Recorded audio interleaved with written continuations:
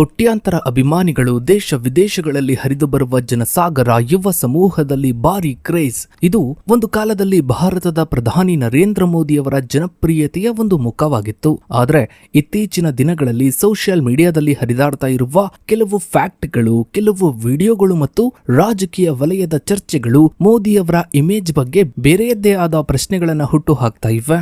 ಸದಾ ಅಪ್ಡೇಟ್ ಆಗಿರುವ ಇಂದಿನ ಯುವ ಸಮೂಹವು ಪ್ರತಿಯೊಂದು ಸೂಕ್ಷ್ಮ ವಿಚಾರಗಳನ್ನ ಅಷ್ಟೇ ಸೂಕ್ಷ್ಮವಾಗಿ ಗಮನಿಸ್ತಲೇ ಇರುತ್ತೆ. ಇತ್ತೀಚೆಗಷ್ಟೇ ಪ್ರಧಾನಿ ಮೋದಿಯವರು ಯಾವುದೇ ಪೇಪರ್ ಇಲ್ಲದ, ಯಾವುದೇ ರೆಕಾರ್ಡ್ ಇಲ್ಲದ, ಕೇವಲ ಖಾಲಿ ಫೈಲ್ ಅನ್ನ ಹಿಡಿದುಕೊಂಡು ಸ್ಟೈಲ್ ಆಗಿ ನಡೆದುಕೊಂಡು ಬರುವಂತಹ ವಿಡಿಯೋ ಒಂದು ಭಾರಿ ವೈರಲ್ ಆಗಿತ್ತು. ಇದಷ್ಟೇ ಅಲ್ಲ, ಕೆಲವು ತಿಂಗಳ ಹಿಂದೆ ಅಷ್ಟೇ ಭಾಷಣದ ಮಧ್ಯದಲ್ಲೇ ಇವರು ಹಠಾತ್ತಾಗಿ ಮಾತನ್ನ ನಿಲ್ಲಿಸಿದಾಗ ಟೆಲಿಪ್ರಾಂಪ್ಟರ್ ಕೈಕೊಟ್ಟಿದ್ದಕ್ಕೆ ಮೋದಿಯವರು ಸುಮ್ಮನಾದ್ರು ಎಂದು ದೊಡ್ಡ ಮಟ್ಟದ ಟೀಕೆಗಳು, ಚರ್ಚೆಗಳು ಮತ್ತು ಟ್ರೋಲ್ಗಳು ಕೂಡ ನಡೆದಿದ್ವು. ಒಂದು ಕಾಲದಲ್ಲಿ ಅಪ್ರತಿಮ ಮಾತುಗಾರ ಎಂತಹದ್ದೇ ಪರಿಸ್ಥಿತಿಯಲ್ಲೂ ಕೂಡ ಯುವ ಸಮುದಾಯಕ್ಕೆ ಸ್ಫೂರ್ತಿಯನ್ನ ತುಂಬಬಲ್ಲಂತಹ ನಾಯಕ ಎಂದು ಕೊಂಡಾಡಲ್ಪಟ್ಟಿದ್ದಂತಹ ನರೇಂದ್ರ ಮೋದಿಯವರ ಅಸಲಿ ಮುಖ ಅಥವಾ ಇವರ ಕಮ್ಯುನಿಕೇಶನ್ ತಂತ್ರಗಳ ಹಿಂದಿನ ಸತ್ಯ ಈಗ ಹೊರಬರ್ತಾ ಇದೆಯಾ? ಸೋಷಿಯಲ್ ಮೀಡಿಯಾ ಯುಗದಲ್ಲಿ ಇವರ ಇಮೇಜ್ ಬದಲಾಗ್ತಾ ಇದೆಯಾ? ಇದರ ಸುತ್ತ ದೇಶದಲ್ಲಿ ಏನೆಲ್ಲ ಚರ್ಚೆಗಳು ನಡೀತಾ ಇವೆ? ಇದರ ಬಗ್ಗೆನೇ ಒಂದು ವಿಶೇಷ ವರದಿ ಇದೆ, ಬನ್ನಿ ನೋಡ್ತಾ ಹೋಗೋಣ. ಸ್ನೇಹಿತರೆ, ಪ್ರಧಾನಿ ಮೋದಿ ಅವರು ಇತ್ತೀಚೆಗೆ ಹೊಸ ಸಂಸತ್ ಭವನಕ್ಕೆ ಪ್ರವೇಶಿಸುವಾಗ ಕೈಯಲ್ಲಿ ಯಾವುದೇ ಪತ್ರವಿಲ್ಲದ, ಅಂದ್ರೆ ಪೇಪರ್ ಇಲ್ಲದ, ಅಧಿಕೃತವಾಗಿ ಕಾಣುವ ಖಾಲಿ ಫೋಲ್ಡರ್ ಅಥವಾ ಫೈಲ್ ಹಿಡಿದು ಗಾಂಭೀರ್ಯದಿಂದ ನಡೆದುಕೊಂಡು ಬರುತ್ತಿರುವಂತಹ ವಿಡಿಯೋ ಸೋಷಿಯಲ್ ಮೀಡಿಯಾದಲ್ಲಿ ಸಾಕಷ್ಟು ಹಾಸ್ಯ ಹಾಗೂ ಟೀಕೆಗೆ ಒಳಗಾಯಿತು. ಈ ವಿಡಿಯೋವನ್ನ ಶೇರ್ ಮಾಡಿಕೊಂಡ ಬಹುಭಾಷಾ ನಟ ಪ್ರಕಾಶ್ ರಾಜ್ ಅವರು 2014ರಿಂದ ಪ್ರತಿದಿನದ ರಸಪ್ರಶ್ನೆ, ಇದರಲ್ಲಿ ಯಾವುದು ಖಾಲಿ ಇದೆ ನನಗೆ ತಿಳಿಸಿ, ಇವರು ಹಿಡಿದಿರುವ ಫೋಲ್ಡರ್ ಅಥವಾ ಫೈಲ್ ಖಾಲಿ ಇದೆಯೇ, ಇವರ ಕೈ ಹಿಡುವ ಜೇಬು ಖಾಲಿ ಇದೆಯೇ ಅಥವಾ ಇವರ ಮೆದುಳು ಖಾಲಿ ಇದೆಯೇ ಎಂದು ತೀವ್ರವಾಗಿ ಟೀಕಿಸಿದ್ರು. ಅಷ್ಟೇ ಅಲ್ಲದೆ ಹಾಸ್ಯ ನಟ ಭಗತ್ ರಾಮ್ ಸೇರಿದಂತೆ ಅನೇಕ ಸೋಷಿಯಲ್ ಮೀಡಿಯಾ ಇನ್ಫ್ಲುಯೆನ್ಸರ್ಸ್ಗಳು ಹಾಗೆ ಸೋಷಿಯಲ್ ಮೀಡಿಯಾದ ಪ್ರಭಾವಿಗಳು ಈ ವಿಡಿಯೋವನ್ನ ಬಳಸಿಕೊಂಡು ಅಣುಕು ಪ್ರದರ್ಶನಗಳನ್ನು ಸೃಷ್ಟಿಸಿದ್ರು. ಇನ್ನು ರಾಜಕೀಯ ವಿಶ್ಲೇಷಕರು ಮತ್ತು ಪತ್ರಕರ್ತರಾದ ಪ್ರೇಮ್ ಪಣ್ಣೀಕರ್ ಅವರಂತಹ ಪ್ರಮುಖ ಧ್ವನಿಗಳು ಈ ಘಟನೆಯನ್ನ ಕೇವಲ ಹಾಸ್ಯವೆಂದು ಪರಿಗಣಿಸದೆ ಇದನ್ನ ದೇಶದ ಪ್ರಸ್ತುತ ವ್ಯವಸ್ಥೆಯ ಸಾಂಕೇತಿಕ ಬಿಂಬ ಎಂದು ವ್ಯಾಖ್ಯಾನಿಸಿದ್ರು. ನವ ಸಂಸತ್ತಿನಲ್ಲಿ ಮಂಡಿಸಲಾದ ಮಹಿಳಾ ಮೀಸಲಾತಿ ಮಸೂದೆಯು ಪ್ರಾಯೋಗಿಕವಾಗಿ ಜಾರಿಗೆ ಬರಲು 2019ರವರೆಗೆ ಕಾಯಬೇಕಾಗಿರುವುದನ್ನ ಇವರು ಪ್ರಧಾನಿ ಹಿಡಿದಿರುವ ಖಾಲಿ ಫೈಲ್ಗೆ ಹೋಲಿಸಿ ಸರ್ಕಾರದ ಭರವಸೆಗಳು ಕೇವಲ ಪ್ರಚಾರದ ಆಕರ್ಷಕ ಹೊದಿಕೆಯಾಗಿದ್ದು ಒಳಗಡೆ ಯಾವುದೇ ಸಾರವನ್ನ, ಅಂದ್ರೆ ಯಾವುದೇ ವಿಚಾರವನ್ನ ಹೊಂದಿಲ್ಲ ಎಂದು ಟೀಕಿಸಿದರು. ಇನ್ನು ಸ್ನೇಹಿತರೆ, ಜನವರಿ 17, 2022ರಂದು ನಡೆದಂತಹ ವಿಶ್ವ ಆರ್ಥಿಕ ವೇದಿಕೆಯ ದಾವೋಸ್ ಅಜೆಂಡಾ ಆನ್ಲೈನ್ ಶೃಂಗಸಭೆಯಲ್ಲಿ ಪ್ರಧಾನಿ ಮೋದಿಯವರು ಭಾಷಣದ ಮಧ್ಯದಲ್ಲಿ ಇದ್ದಕ್ಕಿದ್ದಂತೆ ಮಾತು ನಿಲ್ಲಿಸಿದ ಘಟನೆಯು ದೇಶದ ರಾಜಕೀಯ ವಲಯದಲ್ಲಿ ದೊಡ್ಡ ಸಂಚಲನವನ್ನ ಸೃಷ್ಟಿಸಿತು. ವಿರೋಧ ಪಕ್ಷದ ನಾಯಕ ರಾಹುಲ್ ಗಾಂಧಿಯವರು ಇಷ್ಟು ಸುಳ್ಳುಗಳನ್ನು ಟೆಲಿಪ್ರಾಂಪ್ಟರ್ ಸಹ ಸಹಿಸಿಕೊಳ್ಳಲು ಸಾಧ್ಯವಾಗಲಿಲ್ಲ ಎಂದು ಟ್ವೀಟ್ ಮಾಡುವ ಮೂಲಕ ಪ್ರಧಾನಿಯವರ ಸ್ವತಂತ್ರ ಭಾಷಣ ಸಾಮರ್ಥ್ಯವನ್ನು ಪ್ರಶ್ನಿಸಿದರು. ಸಾಮಾಜಿಕ ಮಾಧ್ಯಮಗಳಲ್ಲಿ ಟೆಲಿಪ್ರಾಂಪ್ಟರ್ ಪಿಎಂ ಎಂಬ ಹ್ಯಾಶ್ಟ್ಯಾಗ್ ತೀವ್ರವಾಗಿ ಟ್ರೆಂಡ್ ಆಯಿತು. ಇನ್ನು ಸ್ನೇಹಿತರೆ, ಕೇವಲ ಪ್ರಚಾರ ಅಥವಾ ಟ್ರೋಲ್ಗಳಿಗಿಂತ ಆಚೆಗೆ ಭಾರತದ ಯುವ ಜನತೆಯ ದೈನಂದಿನ ಬದುಕಿನ ಜ್ವಲಂತ ಸಮಸ್ಯೆಗಳು ಮತ್ತು ಪ್ರಮುಖ ಆಡಳಿತಾತ್ಮಕ ವೈಫಲ್ಯಗಳು ಸರ್ಕಾರದ ಮೇಲಿನ ವಿಶ್ವಾಸಾರ್ಹತೆಯನ್ನ ಗಣನೀಯವಾಗಿ ಕಡಿಮೆ ಮಾಡುತ್ತಿವೆ. ಸ್ನೇಹಿತರೆ, ಭಾರತದ ಶಿಕ್ಷಣ ಮತ್ತು ಉದ್ಯೋಗ ವ್ಯವಸ್ಥೆಯಲ್ಲಿ ನಡೀತಾ ಇರುವಂತಹ ಸರಣಿ ಪ್ರಶ್ನೆ ಪತ್ರಿಕೆ ಸೋರಿಕೆಗಳು ವಿದ್ಯಾರ್ಥಿ ವಲಯವನ್ನ ತೀವ್ರ ಅಸಮಾಧಾನದ ಮಡುವಿಗೆ ತಳ್ಳಿದೆ.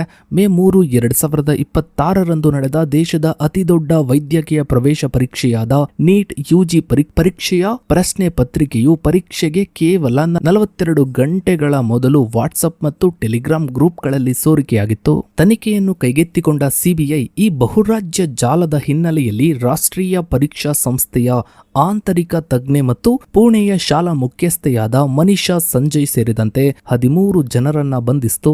ಈ ಹಗರಣದಲ್ಲಿ ಶುಭಂ, ಯಶ್ ಯಾದವ್ ಮತ್ತು ಮಂಗಿಲಾಲ್ ನಡುವೆ ಲಕ್ಷಾಂತರ ರೂಪಾಯಿಗಳ ಆರ್ಥಿಕ ವಹಿವಾಟು ನಡೆದಿರುವುದು ಬೆಳಕಿಗೆ ಬಂತು. ರಾಜಸ್ಥಾನದ ಪ್ರಮುಖ ಕೋಚಿಂಗ್ ಹಬ್ಬದ ಸಿಕರ್ ಈ ಅಕ್ರಮಗಳ ಕೇಂದ್ರ ಬಿಂದುವಾಗಿರುವುದು ಗೊತ್ತಾಯಿತು. ಇದರ ಪರಿಣಾಮವಾಗಿ ಮೇ 12ರಂದು ಪರೀಕ್ಷೆಯನ್ನ ರದ್ದುಗೊಳಿಸಲಾಯಿತು. ಇದರಿಂದಾಗಿ 22 ಲಕ್ಷಕ್ಕೂ ಹೆಚ್ಚು ವಿದ್ಯಾರ್ಥಿಗಳ ಶ್ರಮ ಧೂಳೀಪಟವಾಯಿತು ಮತ್ತು ಕನಿಷ್ಠ 3 ವಿದ್ಯಾರ್ಥಿಗಳು ಖಿನ್ನತೆಯಿಂದ ತಮ್ಮ ಪ್ರಾಣವನ್ನೇ ಕಳೆದುಕೊಂಡರು. ರಾಷ್ಟ್ರೀಯ ವಿದ್ಯಾರ್ಥಿ ಸಂಘಟನೆ ರಾಷ್ಟ್ರ ಭವನದ ಬಳಿ ಭಾರಿ ಪ್ರತಿಭಟನೆಯನ್ನ ನಡೆಸಿತು. ವಿರೋಧ ಪಕ್ಷದ ನಾಯಕರು ಶಿಕ್ಷಣ ಸಚಿವ ಧರ್ಮೇಂದ್ರ ಪ್ರಸಾದ್ ಅವರ ಇಲಾಖೆಯನ್ನ ಸಂವೇದನಾ ರಹಿತ ಎಂದು ಕರೆದು ಅವರ ತಕ್ಷಣದ ರಾಜೀನಾಮೆಗೆ ಒತ್ತಾಯಿಸಿದರು. ಇನ್ನು ಸ್ನೇಹಿತರೆ, ಅಜೀಂ ಪ್ರೇಮ್ಜಿ ವಿಶ್ವವಿದ್ಯಾನಿಲಯದ ಸ್ಟೇಟ್ ಆಫ್ ವರ್ಕಿಂಗ್ ಇಂಡಿಯಾ 2026ರ ವರದಿಯ ಪ್ರಕಾರ ಭಾರತದಲ್ಲಿ ಉನ್ನತ ಶಿಕ್ಷಣವನ್ನ ಪಡೆದ ಯುವ ಪದವೀಧರರ ಪೈಕಿ ಸುಮಾರು 40% ಜನರು ನಿರುದ್ಯೋಗಿಗಳಾಗಿದ್ದಾರೆ. 2030ರ ನಂತರ ಭಾರತದ ಜನಸಂಖ್ಯೆಯ ಲಾಭಾಂಶದ ಪ್ರಮಾಣವು ಇಳಿಮುಖವಾಗಲಿದ್ದು, ದೇಶದ ಅಮೂಲ್ಯ ಯುವ ಶಕ್ತಿಯನ್ನ ಉತ್ಪಾದಕ ಉದ್ಯೋಗಗಳಲ್ಲಿ ತೊಡಗಿಸುವಲ್ಲಿ ಪ್ರಸ್ತುತ ಸರ್ಕಾರ ಅಂದ್ರೆ ಮೋದಿ ಸರ್ಕಾರ ವಿಫಲವಾಗಿದೆ ಎಂಬ ಆಕ್ರೋಶ ತೀವ್ರಗೊಳ್ತಾ ಇದೆ. ತೀವ್ರ ತಾಪಮಾನ, ಕಾಡುನಾಶ, ನೀರಿನ ಕೊರತೆ ಮತ್ತು ಆರ್ಥಿಕ ಸಂಕಷ್ಟಗಳ ಮಧ್ಯೆಯೇ ಯುವಕರು ಸೂಕ್ತ ಉದ್ಯೋಗಗಳಿಲ್ಲದೆ ಪರದಾಡ್ತಾ ಇದ್ದಾರೆ.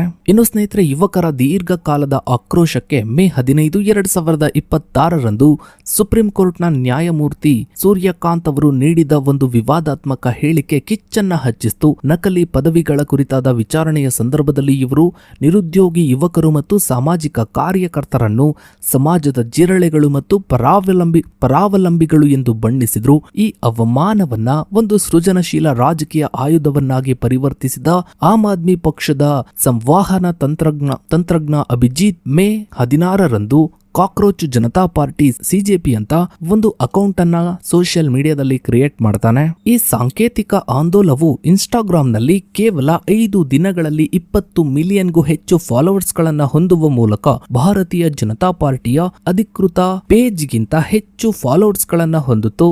ಜೂನ್ 6ರಂದು ದೆಹಲಿಯ ಜಂತರ್ ಮಂತರ್ನಲ್ಲಿ ಸಾವಿರಾರು ಯುವಕರು ಜಿರಳೆ ಮುಖವಾಡವನ್ನ ಧರಿಸಿ ಕೈಯಲ್ಲಿ ಸಂವಿಧಾನದ ಪ್ರತಿ ಹಿಡಿದು ಶಾಂತಿಯುತವಾಗಿ ಪ್ರತಿಭಟನೆಯನ್ನ ನಡೆಸಿದರು. ಹಿರಿಯ ಸಮಾಜ ಸೇವಕ ಅಣ್ಣಾ ಹಜಾರೆ, ಲಡಾಖ್ನ ಪರಿಸರ ಕಾರ್ಯಕರ್ತ ಸೋನಂ ಮತ್ತು ಪಶ್ಚಿಮ ಬಂಗಾಳದ ಮುಖ್ಯಮಂತ್ರಿ ಮಮತಾ ಬ್ಯಾನರ್ಜಿ ಈ ಜಿರಳೆ ಪಕ್ಷದ ಆಂದೋಲನಕ್ಕೆ ನೇರ ಬೆಂಬಲವನ್ನ ನೀಡಿದ್ರು. ಇದು ಭಾರತೀಯ ಯುವ ರಾಜಕೀಯದಲ್ಲಿ ಸಾಂಪ್ರದಾಯಿಕ ವಿರೋಧ ಪಕ್ಷಗಳ ಆಚೆಗೆ ರೂಪುಗೊಳ್ತಾ ಇರುವ ಒಂದು ವಿಕೇಂದ್ರೀಕೃತ ಡಿಜಿಟಲ್ ಪ್ರತಿಭಟನೆಯ ಹೊಸ ಯುಗವನ್ನ ಸಂಕೇತಿಸುತ್ತದೆ. ಇಷ್ಟು ದಿನ ಬಿಜೆಪಿ ಅಥವಾ ಮೋದಿಯವರು ಹಿಂದೂ ಮುಸ್ಲಿಂ ಅನ್ನೋ ಸಂಘರ್ಷದಿಂದ ಧರ್ಮದ ಆಧಾರದ ಮೇಲೆ ಯುವಕರನ್ನ ತನ್ನತ್ತ ಸೆಳಿತಾ ಇತ್ತು. ಇದರಿಂದ ಓಟ್ ಅನ್ನ ತಗೊಂಡು ಅಧಿಕಾರಕ್ಕೆ ಬರ್ತಾ ಇದ್ರು. ಆದ್ರೆ ಈಗ ದೇಶದ ಜನ ಬದಲಾಗ್ತಾ ಇದ್ದಾರೆ. ದೇಶದ ಜನ ಅನ್ನೋದಕ್ಕಿಂತ ಹೆಚ್ಚಾಗಿ ದೇಶದ ಯುವ ಸಮೂಹ ಬದಲಾಗ್ತಾ ಇದೆ. ಹೊಸ ಆಡಳಿತವನ್ನ, ಹೊಸ ಬದಲಾವಣೆಯನ್ನ ತರೋದಕ್ಕೆ ಒಂದು ಹೆಜ್ಜೆಯನ್ನ ಇಡ್ತಾ ಇದೆ. ಇಷ್ಟು ದಿನ ಯಾವುದೇ ಅಭಿವೃದ್ಧಿ ಇಲ್ಲದೆ ಕೇವಲ ತಮ್ಮ ಭಾಷಣಗಳಿಂದಲೇ ಮೋಡಿ ಮಾಡ್ತಾ ಇದ್ದ ಪ್ರಧಾನಿ ಮೋದಿ ಅವರಿಗೆ ಇನ್ಮುಂದೆ ಕಷ್ಟ ಆಗುತ್ತೆ ಅನ್ನೋ ಮಾತುಗಳು ಕೂಡ, ಮುಂದಿನ ಚುನಾವಣೆಯಲ್ಲಿ ಬಹಳ ಕಷ್ಟ ಆಗುತ್ತೆ ಅನ್ನೋ ಮಾತುಗಳು ಕೂಡ ಕೇಳಿ ಬರ್ತಾ ಇದೆ. ಸೊ ಇದಾಗಿತ್ತು ಸ್ನೇಹಿತರೆ ಇವತ್ತಿನ ಈ ಒಂದು ವಿಡಿಯೋದ ಬಗ್ಗೆ ನಿಮ್ಮ ಅನಿಸಿಕೆ ಅಭಿಪ್ರಾಯಗಳನ್ನು ತಪ್ಪದೆ ಕಮೆಂಟ್ ಸೆಕ್ಷನ್ ಅಲ್ಲಿ ಕಮೆಂಟ್ ಮಾಡಿ. ಹಾಗೆ ವಿಡಿಯೋಗೊಂದು ಲೈಕ್ ಮಾಡ್ತಾ ವಿಡಿಯೋನ ಆದಷ್ಟು ಎಲ್ಲ ಕಡೆ ಶೇರ್ ಮಾಡಿ. ನೀವಿನ್ನು ನಮ್ಮ ಚಾನಲ್ಗೆ ಸಬ್ಸ್ಕ್ರೈಬ್ ಆಗಿಲ್ಲ ಅಂದ್ರೆ ಕೆಳಗಡೆ ಕಾಣ್ತಾ ಇರೋ ಸಬ್ಸ್ಕ್ರೈಬ್ ಬಟನ್ ಕ್ಲಿಕ್ ಮಾಡಿ. ಹಾಗೆ ಪಕ್ಕದಲ್ಲಿ ಕಾಣೋ ಬೆಲ್ ಐಕಾನ್ ಕೂಡ ಕ್ಲಿಕ್ ಮಾಡಿ. Thanks for